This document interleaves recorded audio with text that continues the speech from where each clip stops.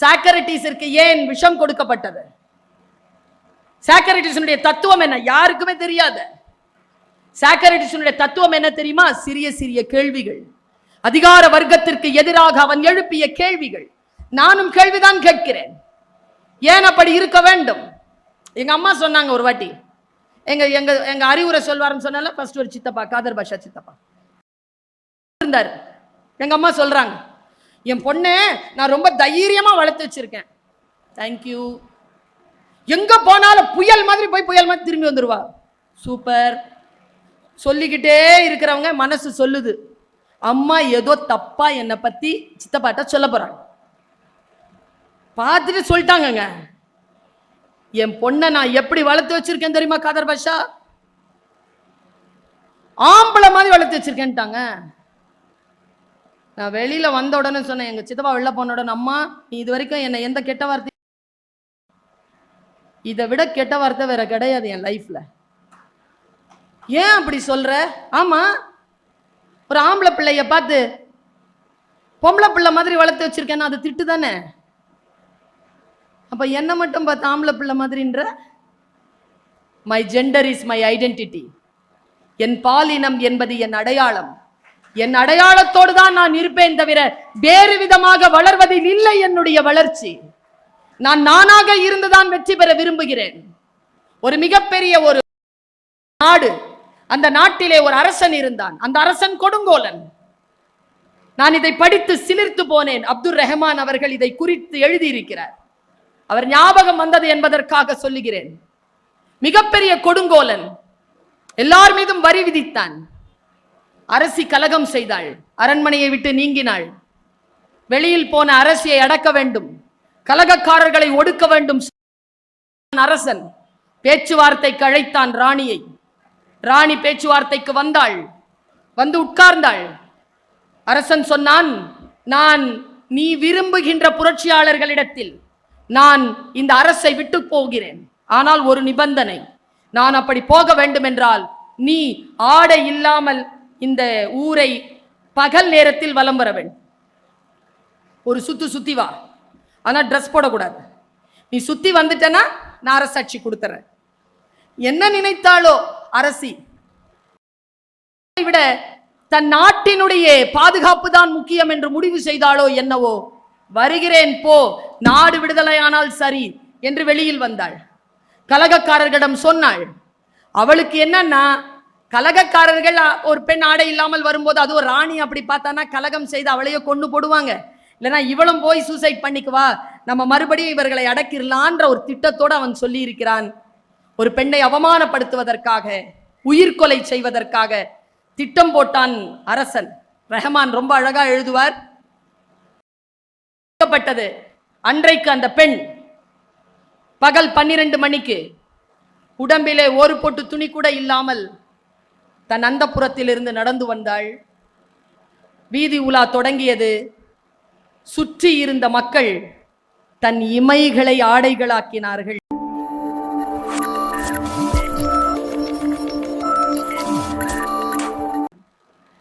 ஒரு பாட்டு தான், ஒரு கவிதை தான், புரிய வேண்டுமே. புரிந்தால் வாழ்க்கையில் மாற்றம் நிகழ்கிறது. புரிந்தால் வாழ்க்கையில் மற்றவர்கள் வாழ்க்கையில் மாற்றம் ஏற்படுத்துகின்ற நடவடிக்கை வந்து சேர. பல நேரங்களில் நாம் செய்யக்கூடிய மிகப்பெரிய தவறுகள் என்ன என்பதனை சொல்லுகிறேன். பாருங்க, ஒரு மன்னன் இருந்தான். அந்த மன்னன் ஜப்பான் நாட்டுக்காரன். இந்த ஜப்பான் நாட்டுக்காரனுக்கு ஒரு மரபு இருக்கிறது. என்ன மரபுனா, செத்துட்டா தண்ணில வீசிடுவாங்க. தண்ணில வீசினா அவனுக்கு அடுத்த ஜென்மம் உண்டு. மண்ணில் புதைக்க வேண்டும். பல நேரங்களில் மண்ணில் புதைப்ப ரொம்ப செலவாகும், புதைக்க மாட்டார்கள். அந்த ராஜனுக்கு ஒரு மகன். நான் இதை ரொம்ப சாதாரணமான கதையா நினைச்சிடாதீங்க, கூர்ந்து கவனிங்க. உங்களுக்கான பருக்கைகள் ஒருவேளை இதுக்குள்ள இருக்கலாம். அந்த பையன் எப்படின்னா, நம்ம வீட்டு பையன் மாதிரி எது சொன்னாலும் மாற்றமா சொல்லுவான், செய்வான்ல. சீக்கிரமா வந்துருனா லேட்டா வருவான். பரவாயில்லடா கொஞ்சம் லேட்டா வானா கரெக்டா 3 மணிக்கு வந்து உட்காருவான்.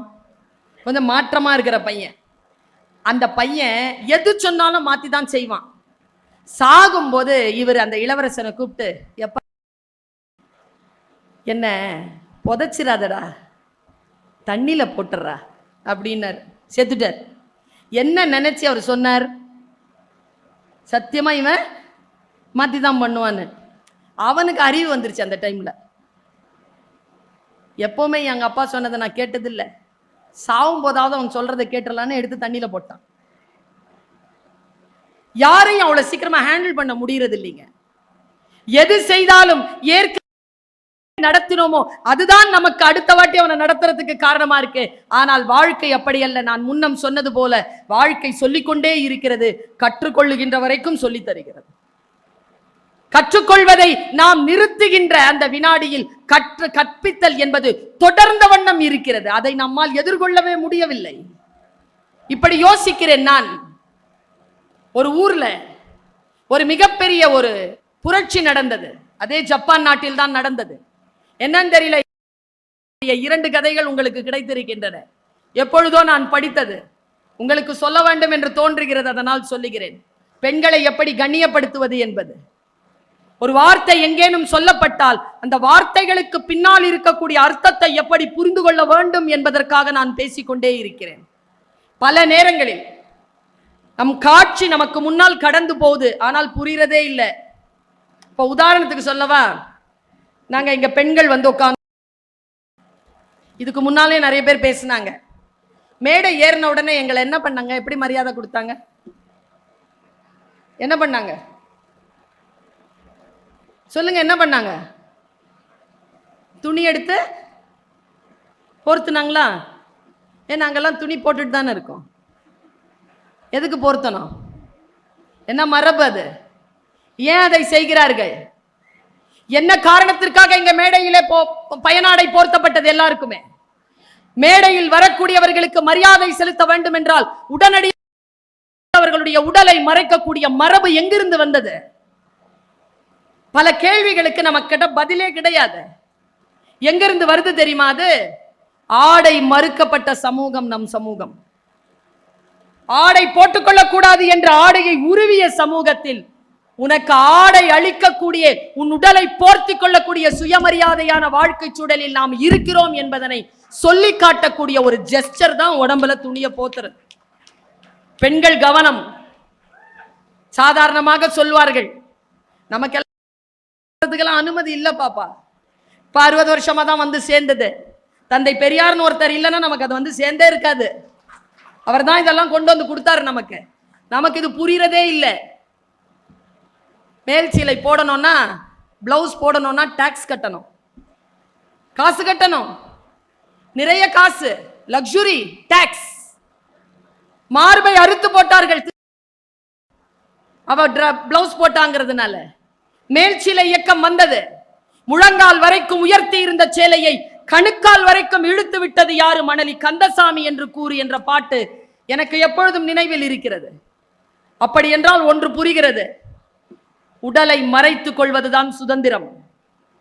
உடலை காட்ட வேண்டும் என்று சொல்லுவது அடிமை தலையின் உச்சக்கட்டம் என்பதனை நாம் புரிந்து கொள்ள வேண்டும் என்பதற்காக கௌரவம் செய்கிறார்கள். இது வந்து முஸ்லிம்கள் இருக்கக்கூடிய பகுதி தானே. இப்படி சொல்கிறேன், இதுவரைக்கும் யாரும் சொல்லாததை சொல்லுகிறேன். ஒரு மனிதரை பார்த்தவுடன் முஸ்லிம்கள் என்ன செய்வார்கள்? முஸ்லிமை பார்த்தவுடன் என்ன சொல்லுவாங்க? கேட்கலையே. அஸ்ஸலாமு அலைக்கும். என்ன அர்த்தம்?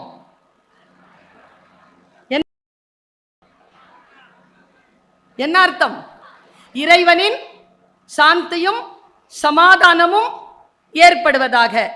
என்னுடைய அண்ணன் ஒரு 6 மாசத்துக்கு முன்னால என்ன எஜுகேட் பண்ணாருங்க. அது இல்லையா அர்த்தம்?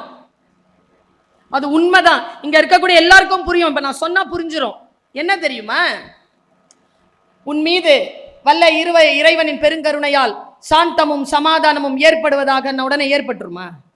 நீ நான் அவ்வளவு பெரிய அப்பா டக்கரா? நீ சொன்ன உடனே நீ அப்படி சொல்லிடலாமா? அது இறைவனிடம் நான் வைக்கும் பிரார்த்தனை. அஸ்ஸலாமு அலைக்கும் வரஹ்மத்துல்லாஹி வபரகாத்துஹு என்றால் என்ன அர்த்தம்? ஏக இறைவனே, நான் பேசிக்கொண்டிருக்கக்கூடிய இந்த நபரின் மீது உன் வல்லமையால் சாந்தத்தையும் சமாதானத்தையும் ஏற்படுத்துவாயாக என்று நான் இறைவனிடம் பேசுகின்ற உங்கள் மீது நான் ஏற்படுத்துகின்ற ஆணை அல்ல அது. ஒன்றை எப்படி புரிந்து கொள்வது?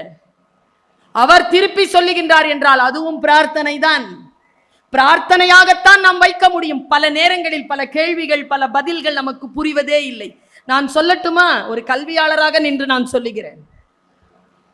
உலகத்திலேயே கேள்வி கேட்பதுதான் புத்திசாலித்தனம், பதில் சொல்வதல்ல. யார் ஒருவர் கேள்வி ஏன், எப்படி, எதற்கு, ஏன் இப்படி இருக்கிறது, ஏன் இப்படி இருக்கக்கூடாது, இப்படிப்பட்ட சொல்லாடல்கள் நிறைந்த உலகத்தில் தான் சாக்ரட்டிஸிற்கு ஏன் விஷம் கொடுக்கப்பட்டது? சாக்ரட்டிஸினுடைய தத்துவம் என்ன? யாருக்குமே தெரியாது.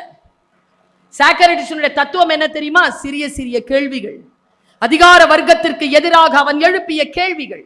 நானும் கேள்விதான் கேட்கிறேன், ஏன் அப்படி இருக்க வேண்டும்? எங்க அம்மா சொன்னாங்க ஒரு வாட்டி, எங்க எங்க எங்க அறிவுரை சொல்வாருன்னு சொன்னால ஃபர்ஸ்ட் ஒரு சித்தப்பா, காதர் பாஷா சித்தப்பா இருந்தார். எங்க அம்மா சொல்றாங்க, என் பொண்ணு நான் ரொம்ப தைரியமா வளர்த்து வச்சிருக்கேன். தேங்க்யூ.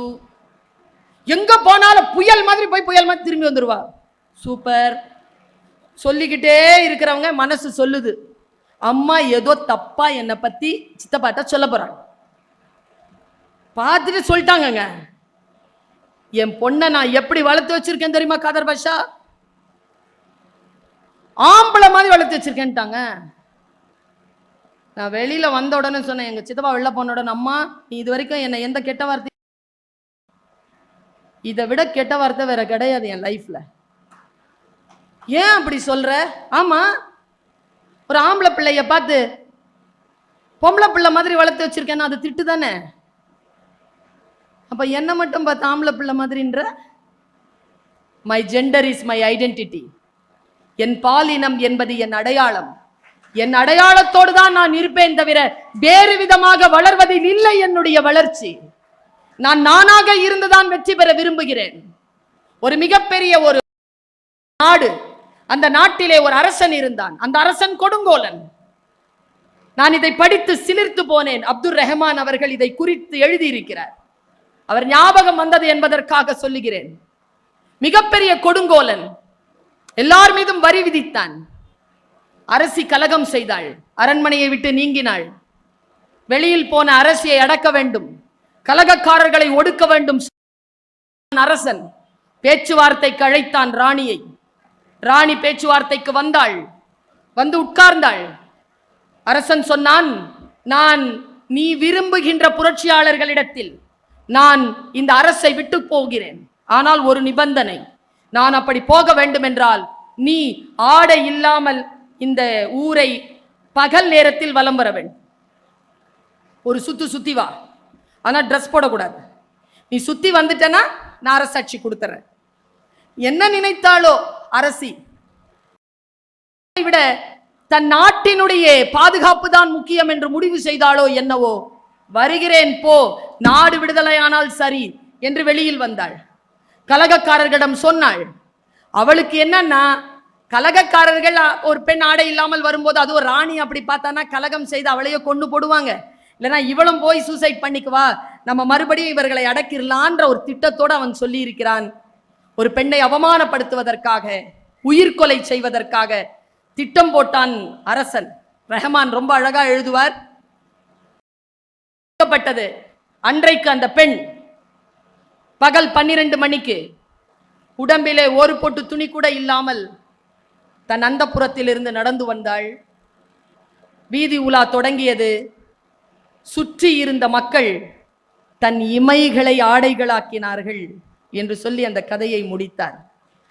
ஒரு பெண் வாழ்க்கையில் வெல்ல வேண்டும் என்றால் அவளுக்கு அடிப்படையாக கிடைக்க வேண்டிய மரியாதையும் மதிப்பும், வீட்டிலே ஆண் குழந்தைகள் இருக்கிறார்கள் என்றால், பெண் குழந்தைகள் இருக்கிறார்கள் என்றால், பெண் மீது அவளுடைய உணர்வுகள் மீது மரியாதை தரக்கூடிய அளவிற்கு அந்த குழந்தைகளை வளர்த்தெடுக்கக்கூடிய பொறுப்பு ஒவ்வொரு ஆணுக்கும் ஒரு பெண்ணுக்கும் இருக்கிறது. கவிதைகளால் வீட்டை, சமூகத்தை நிரப்புங்கள். பாரதி சொல்லுவது போல், துணி வெளுக்க சாம்பல் உண்டு, மனம் வெளுக்க சாம்பல் இல்லை என்பான். என்னை கேட்டால் பாரதியின் எல்லா கவிதைகளிலும் எனக்கு உடன்பாடு உண்டு. அந்த ஒற்றை வரி தவிர மனம் வெளுக்கும் சாம்பல் தான் இலக்கியமும் ரசனையும். இலக்கியமும் கலையும் ரசனையும் எங்கே இருக்கிறதோ அங்கே மன அழுக்கு களையப்படுகிறது. மன அழுக்கு களையப்பட்டு சுடர்மிகும் அறிவுடன் நாம் இருப்போம் என்று சொல்லிக்கொண்டு வாய்ப்பளித்தமைக்கு நன்றி பாராட்டி இடம் சாருகிறேன். நன்றி, வணக்கம். அச்சேமென் ஜல்லர் படுபவோ பெற்றேமென் ரோம்புதல் தேற்றா தவர் முயூவ விளக்க உரை.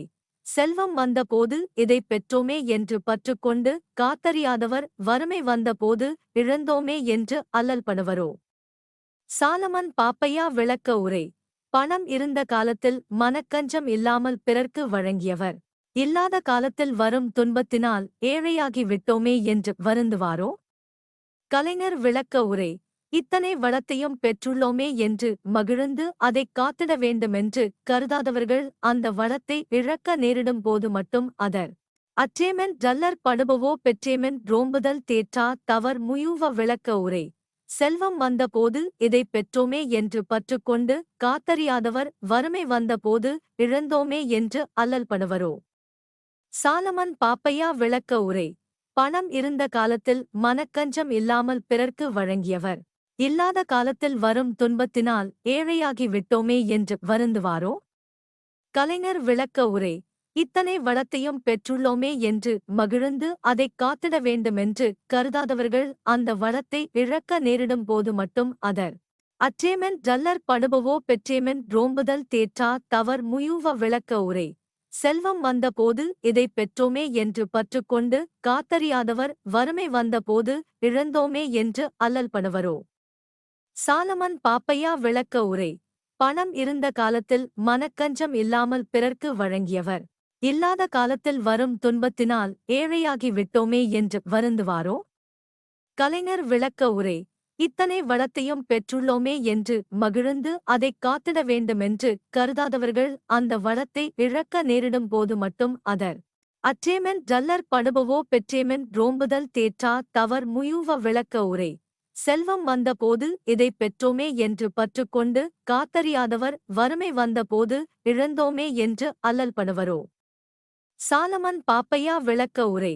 பணம் இருந்த காலத்தில் மனக்கஞ்சம் இல்லாமல் பிறர்க்கு வழங்கியவர், இல்லாத காலத்தில் வரும் துன்பத்தினால் ஏழையாகி விட்டோமே என்று வருந்துவாரோ.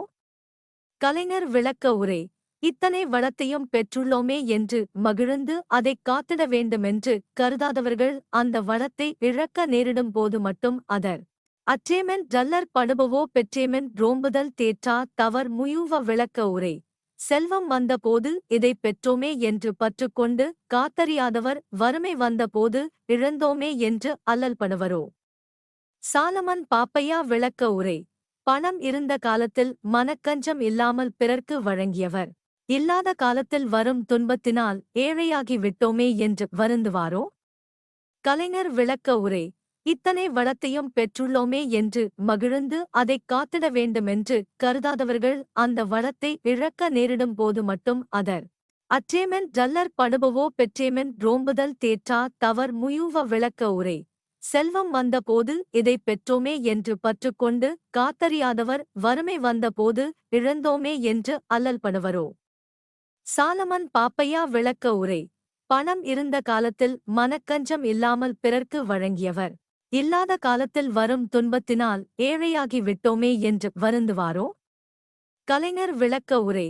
இத்தனை வளத்தையும் பெற்றுள்ளோமே என்று மகிழ்ந்து அதைக் காத்திட வேண்டுமென்று கருதாதவர்கள் அந்த வளத்தை இழக்க நேரிடும் போது மட்டும் அதர். அற்றேமென் ஜல்லர் படுபவோ பெற்றேமென் ரோம்புதல் தேற்றா தவர் முயூவ விளக்க உரை. செல்வம் வந்த போது இதை பெற்றோமே என்று பற்றுக்கொண்டு காத்தறியாதவர் வறுமை வந்த போது இழந்தோமே என்று அல்லல் படுவரோ. சாலமன் பாப்பையா விளக்க உரை. பணம் இருந்த காலத்தில் மனக்கஞ்சம் இல்லாமல் பிறர்க்கு வழங்கியவர், இல்லாத காலத்தில் வரும் துன்பத்தினால் ஏழையாகி விட்டோமே என்று வருந்துவாரோ. கலைஞர் விளக்க உரை. இத்தனை வளத்தையும் பெற்றுள்ளோமே என்று மகிழ்ந்து அதைக் காத்திட வேண்டுமென்று கருதாதவர்கள் அந்த வளத்தை இழக்க நேரிடும் போது மட்டும் அதர். அற்றேமென் ஜல்லர் படுபவோ பெற்றேமென் ரோம்புதல் தேற்றா தவர் முயூவ விளக்க உரை. செல்வம் வந்தபோது இதைப் பெற்றோமே என்று பற்றுக்கொண்டு காத்தறியாதவர் வறுமை வந்தபோது இழந்தோமே என்று அல்லல்படுவரோ. சாலமன் பாப்பையா விளக்க உரை. பணம் இருந்த காலத்தில் மனக்கஞ்சம் இல்லாமல் பிறர்க்கு வழங்கியவர், இல்லாத காலத்தில் வரும் துன்பத்தினால் ஏழையாகி விட்டோமே என்று வருந்துவாரோ. கலைஞர் விளக்க உரை. இத்தனை வளத்தையும் பெற்றுள்ளோமே என்று மகிழ்ந்து அதைக் காத்திட வேண்டுமென்று கருதாதவர்கள் அந்த வளத்தை இழக்க நேரிடும் போது மட்டும் அதர் அற்றேமென் டல்லர் படுபவோ பெற்றேமென் ரோம்புதல் தேற்றா தவர் முயூவ விளக்க உரை. செல்வம் வந்தபோது இதைப் பெற்றோமே என்று பற்றுக்கொண்டு காத்தறியாதவர் வறுமை வந்தபோது இழந்தோமே என்று அல்லல்படுவரோ. சாலமன் பாப்பையா விளக்க உரை. பணம் இருந்த காலத்தில் மனக்கஞ்சம் இல்லாமல் பிறர்க்கு வழங்கியவர், இல்லாத காலத்தில் வரும் துன்பத்தினால் ஏழையாகி விட்டோமே என்று வருந்துவாரோ. கலைஞர் விளக்க உரை. இத்தனை வளத்தையும் பெற்றுள்ளோமே என்று மகிழ்ந்து அதைக் காத்திட வேண்டுமென்று கருதாதவர்கள் அந்த வளத்தை இழக்க நேரிடும் போது மட்டும் அதர் அற்றேமென் டல்லர் படுபவோ பெற்றேமென் ரோம்புதல் தேற்றா தவர் முயூவ விளக்க உரை. செல்வம் வந்தபோது இதைப் பெற்றோமே என்று பற்றுக்கொண்டு காத்தறியாதவர் வறுமை வந்தபோது இழந்தோமே என்று அல்லல்படுவரோ. சாலமன் பாப்பையா விளக்க உரை. பணம் இருந்த காலத்தில் மனக்கஞ்சம் இல்லாமல் பிறர்க்கு வழங்கியவர், இல்லாத காலத்தில் வரும் துன்பத்தினால் ஏழையாகி விட்டோமே என்று வருந்துவாரோ. கலைஞர் விளக்க உரை. இத்தனை வளத்தையும் பெற்றுள்ளோமே என்று மகிழ்ந்து அதைக் காத்திட வேண்டுமென்று கருதாதவர்கள் அந்த வளத்தை இழக்க நேரிடும் போது மட்டும் அதர்